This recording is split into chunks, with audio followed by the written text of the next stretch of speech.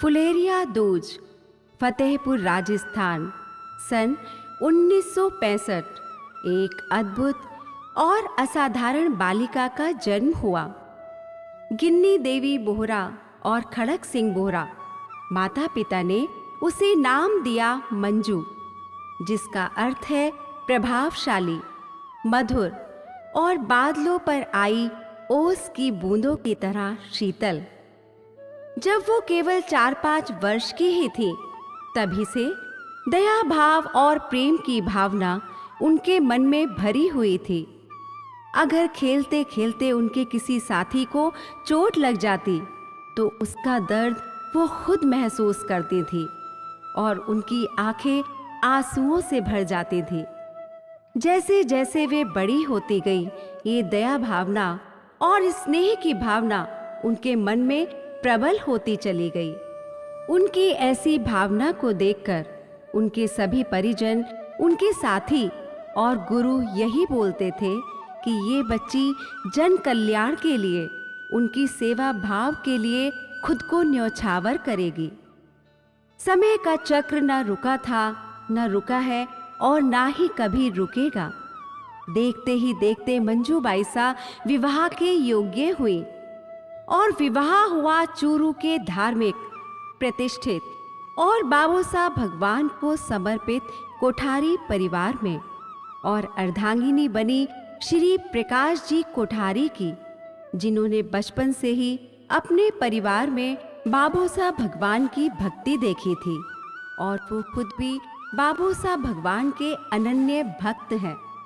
समय बीता और बाईसा के घर में आई ज्योति के रूप में एक सुंदर बालिका, और वो बच्ची ही संकेत थी बाबू साहब भगवान की भक्ति में बाईसा को लीन करने का। क्योंकि जब ये बच्ची पैदा हुई तो उसके पैरों के घुटने यानी नी कैप्स ही नहीं थे। ये देखकर पूरे परिवार में दुख की लहर फैल गई। बहुत से डॉक्टर्स को दिखाया, लेकिन सभी ने इसको लाइलाज बता दिया और कहा कि ये बच्ची ना कभी खड़ी हो पाएगी और ना ही चल पाएगी। मंजू बाईसा की सासू माँ जीवनी देवी, जो कि बाबू साहब भगवान की अनन्य भक्त है, और उन्होंने अपने परिवार को बाबू साहब भगवान की भक्ति में लीन कर रखा है। वे बोली कि बाबू साहब की भक्ति में शक्ति है और उस शक्ति में बहुत चमत्कार है, और वो चमत्कार बाबू साहब भगवान अवश्य ही इस बच्ची के साथ भी दिखाएंगे। उसी रात बाबू साहब भगवान ने मंजू बाईसा को स्वप्न में कहा कि तू चिंता मत कर, तेरी बच्ची बिल्कुल सही हो जाएगी। तू इसके पैरों में सफेद कपड़ा बांध दे और 7 दिनों के बाद ही उस कपड़े को खोलना, लेकिन तुझे अब मेरे भक्तों का कल्याण करना होगा। बाईसा, जिनके मन में भगवान के प्रति श्रद्धा इतनी प्रबल नहीं थी, बड़ी अचंभित थी कि ये मैंने क्या देखा। तब सुबह उठकर वो मंदिर में गई और बाबू साहब भगवान को अरदास लगाई कि अगर मेरी बच्ची ठीक हो गई बाबू साहब, तो मैं आपके भक्तों के कल्याण हेतु अपना सर्वस्व न्यौछावर कर दूंगी, निस्वार्थ और निःशुल्क उनकी सेवा करूंगी। हे बाबू साहब भगवान, हाथ फैलाऊंगी तो सिर्फ आपके आगे।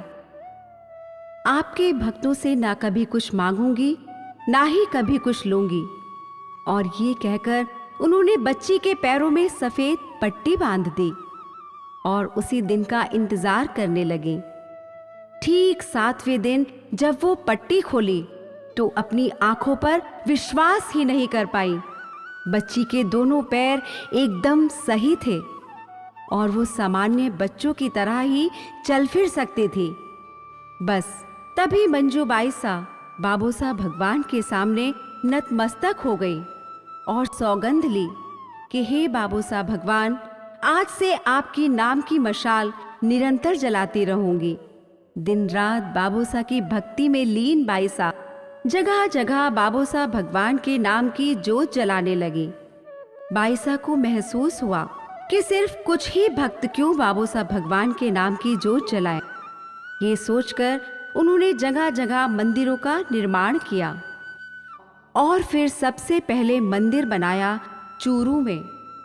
दूर दूर से भक्त बाबू साहब भगवान के दर्शन करने हेतु चूरू आने लगे और इस पावन नगरी चूरू को बाबू साहब धाम के नाम से जाना जाने लगा। बाईसा दिल्ली में रहती है, लेकिन आज देश का कौन सा कोना है जहां बाबू साहब भगवान का मंदिर ना हो। बाईसा ने अपने हाथों से अनगिनत मूर्तियों की स्थापना की और न जाने कितने ही मंदिरों का लोकार्पण किया। ऐसे मंदिर जिनकी कोई देख रेख नहीं करता या जीर्ण शीर्ण अवस्था में है, उनके लिए बाईसा ने एक समिति का गठन किया और उसे नाम दिया राष्ट्रीय मंदिर जीर्णोद्धार समिति RMJS। बाबू साहब कमांडो फोर्स BCF का गठन किया, जिसमें कितने ही नौजवान दिन रात सेवा भाव से जन उद्धार का कार्य करते हैं और बाबू साहब भगवान के नाम को हर जनमानस के दिल में बसा रहे हैं।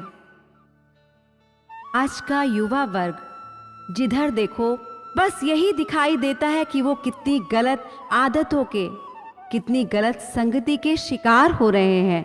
लेकिन मंजू बाईसा के सानिध्य में जो भी बच्चे या युवा आते हैं, बाईसा उनसे बात करके अपने वात्सल्य से, अपनी ममता से और उनके साथ उनके मित्र की तरह व्यवहार करके उन्हें सही मार्ग दिखाती है।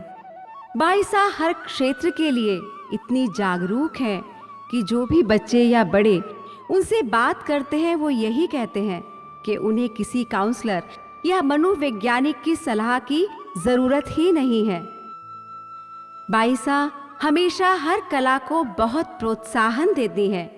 उनके संपर्क में जो भी आता है, बाईसा उनकी खूबियों को बताकर हमेशा उन्हें यह एहसास कराती हैं कि अपनी किसी भी प्रतिभा को छुपाओ नहीं, उसका सदुपयोग करो।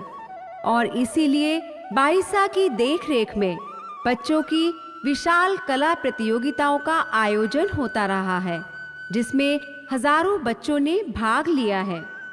गर्मियों के दिनों में जगह जगह शिकंजी सेवा का आयोजन कराती हैं, बहुत से कैंप लगवाती हैं, जिसमें भक्त निःशुल्क इस सेवा का लाभ उठाते हैं। मंजू बाईसा ने हमेशा सर्वधर्म समान को महत्व दिया है। उन्होंने कभी भी किसी में कोई भेदभाव नहीं किया।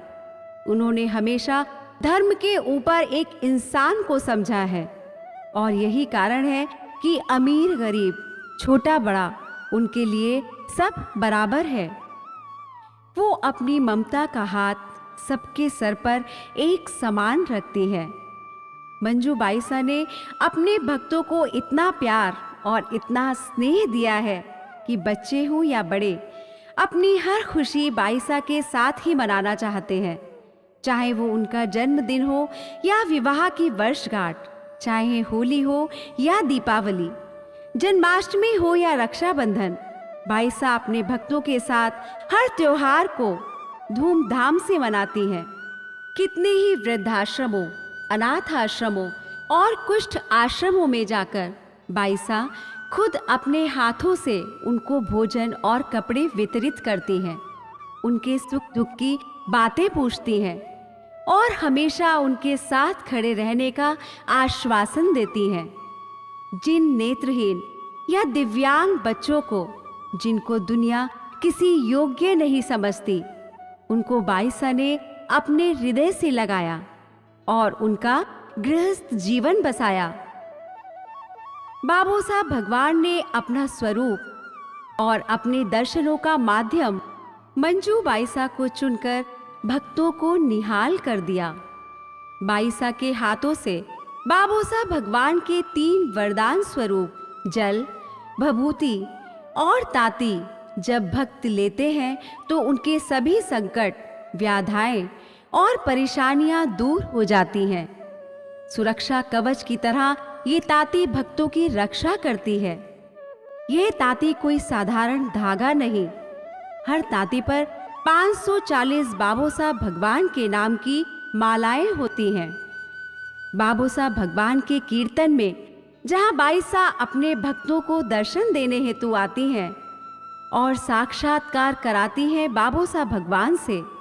उनके हर कदम के नीचे भक्त अपनी हथेलियां जमीन पर बिछाकर प्रार्थना करते हैं कि किसी तरह बाईसा के चरण उनकी हथेलियों को छू जाएं और उनके हाथों की लकीरें बदल जाए। बाबोसा भगवान ने मंजू बाईसा को वचन सिद्धि प्रदान की है। उनके मुख से निकला एक एक शब्द उतना ही सत्य है जितना सत्य ये चंद्रमा है, जितना सत्य ये सूर्य है, जितनी सत्य ये पृथ्वी और जितना सत्य ये आकाश है। भक्त झूमते हैं, नाचते हैं, गाते हैं और कहते हैं, भक्तों को बाबोसा का वरदान है मंजू। सच पूछो तो बाबोसा की पहचान है मंजू, पहचान है मंजू, पहचान है मंजू।